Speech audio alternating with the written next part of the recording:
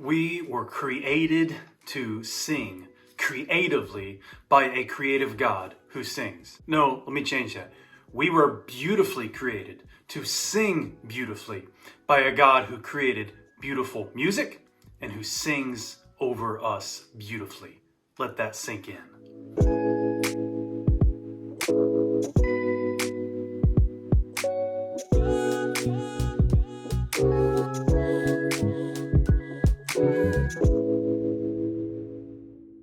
So in chapter 1 of the Sing book by Keith and Kristyn Getty, we learn that we were designed by God to sing. It wasn't just an afterthought, something unplanned that we just happened to be able to figure out later on. It was written into our DNA. He who gave us lungs to push out air through vocal cords that have been vibrating since early in the womb gave us these tools to be able to not only speak, but to sing. And he certainly gave us ears to hear that singing. We are singing people. And when we sing, we are joining in with the rest of creation as they sing. We may not be great at singing. We all have slightly different kinds of voices when we sing, but we are all singers. God even designed our minds to be able to judge things like pitch and remember lyrics and to be moved by songs or emotions. In fact, Christian singing begins in the mind and the heart, not our lips.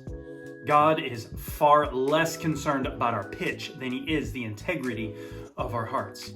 And speaking of our preferences, it is not our nature to prefer mundane and average or bad. We like good, don't we? We like good food. We like good music. Certainly we like good art. We like things that look good, people that look good, good architecture. We like good. No one likes bad, although very often we settle for it. In fact, we so like good, or we so like good stuff, that whatever it is that we like can not only end up very easily becoming an avenue of idolatry for us, but it can also end up being a source of division between us and the people that we should be loving.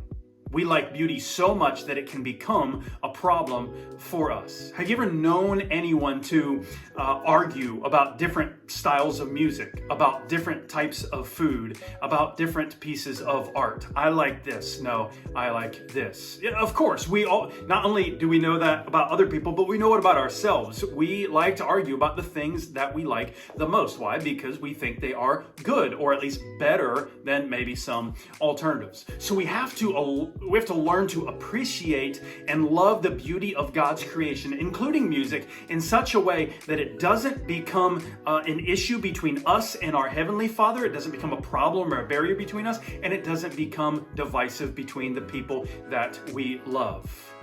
And certainly, the God who gave us all those things is worthy of our ultimate appreciation. It's not the stuff that he created that deserves worship. It is God who gave it to us, who created us for that. And when the psalmist says, I lift my eyes up to the hills, and we sing about that phrase as well, our help is not coming from the hills. Our help is not the hills. Our help is coming from beyond the hills to the creator and the maker of those hills. The psalmist also wrote in Psalm 19, verses 1 through 2, the heavens declare the glory of God. The skies themselves proclaim his handiwork. Day after day, they pour forth speech. Night after night, they reveal knowledge.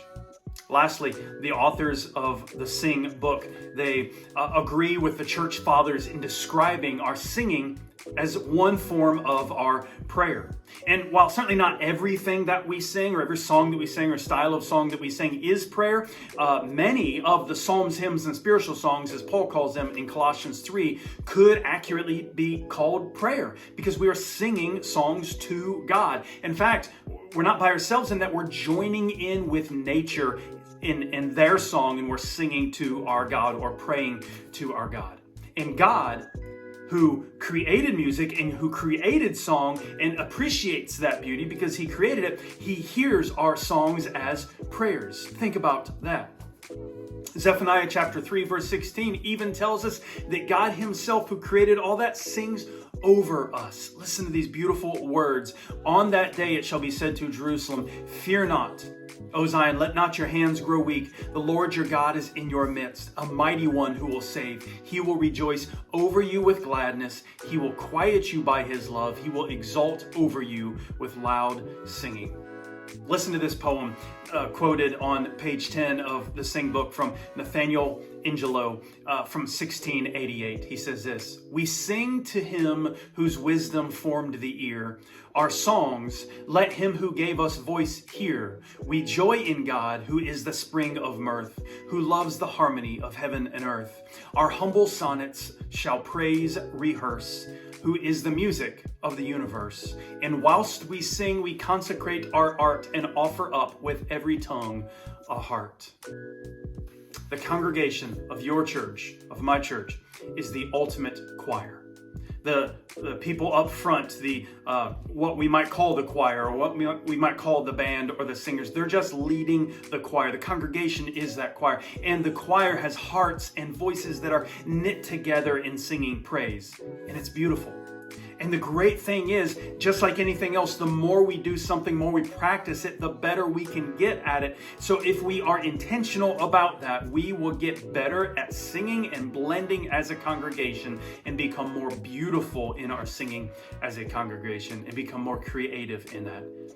And if that is something that God cares much about, I believe that we must care much about that as well. So God bless you as you sing together to him.